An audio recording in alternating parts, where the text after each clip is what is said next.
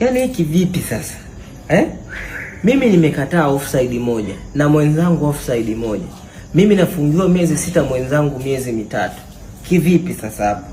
Hapana jamani. Mimi nikikutana na bodi ya ligi lazima niwaulize, wanifafanulie kivipi? Kwa sababu offside mimi nilinyosha kibendera na mwenzangu naye akanyosha kibendera.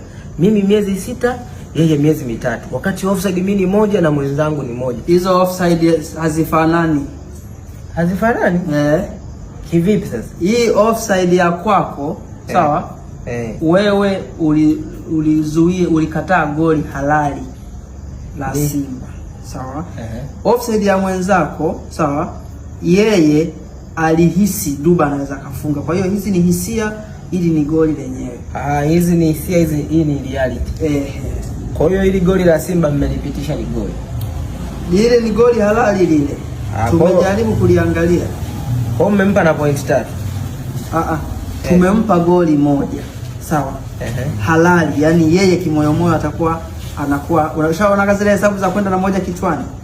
Ndio Simba sasa hivi. Kwa hiyo ana moja kichwani kwamba ile mechi alishinda. Kwa hiyo ile dabi ya Kariakoo Simba alishinda kwa moja kichwani. Kwa moja kichwani. Ila point 3 apewe. Isi game ilisha bila. Sasa ameshindaje hapo?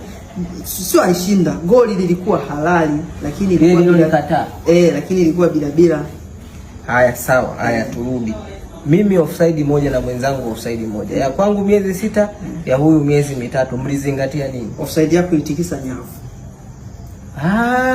Hii ya huko alikuwa anaotea. Ndio alikuwa anaotea.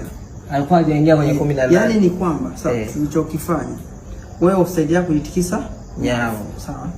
Alafu pili, wewe mtu mzima, sisi tulibalance.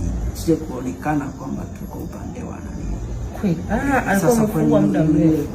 Kuna haja ya kumfungia miezi 3 kwa kosa lipi? Itakiwa tukufungie wewe ambaye ulikataa goli, lakini tuna balance kwamba ili nao Jangwani waone kwamba na sisi aliyekataa offside yetu amefanyaje? Amepewa. Umenielewa hapo sasa? Hapo umenielewa. Hamna jambo mimi kwangu limeharibika. Kwa sababu kama nyinyi mlikuwa mnataka kubalance. Mimi mwenyewe kwenye account yangu